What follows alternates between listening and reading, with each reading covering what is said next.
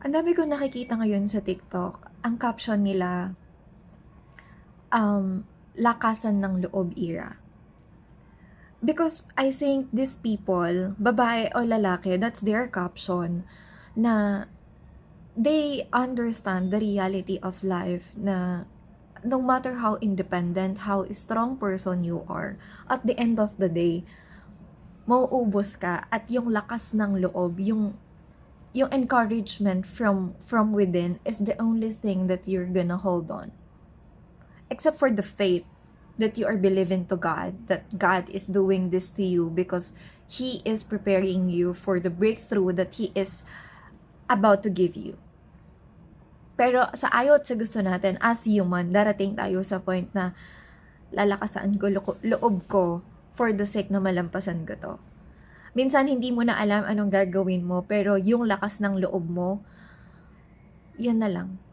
Doon ka na lang talaga humahawak, aside sa prayers, na parang sabi ko nga, ay darating ka pala sa ganun.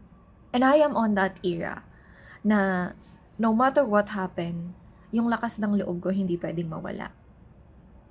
Mawala na lahat, wag lang ang lakas ng loob ko at yung paniniwala ko sa Diyos. Oo na, guilty naman ako, nagkakaroon ako ng tampo kay Lord, but yeah. So to all these people who are trying to fight their lakas ng loob era, you guys are doing well. Lalampasan at lalampasan natin yan. Wag lang natin tambayan. Life is not easy. No, life is beautiful. Situations are not easy. Life is beautiful. People are not. Life is fair, but people are unfair. Especially to these people or these scenarios happening around you na hindi umaayon dun sa gusto mo. And kung mararamdaman naman natin lahat na aayon sa buhay natin, we cannot learn. We cannot even appreciate the positive and negative. We cannot appreciate ourselves as well.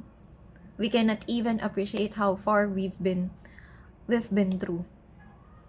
Na parang, looking back, ay, ang layo ko na rin pala. And we always must be thinking how many times that we fight. It's hard, but we made it. Because of the faith at dahil sa lakas ng loob.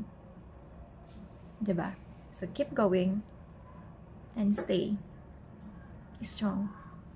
Huwag ka mag-give up, ha.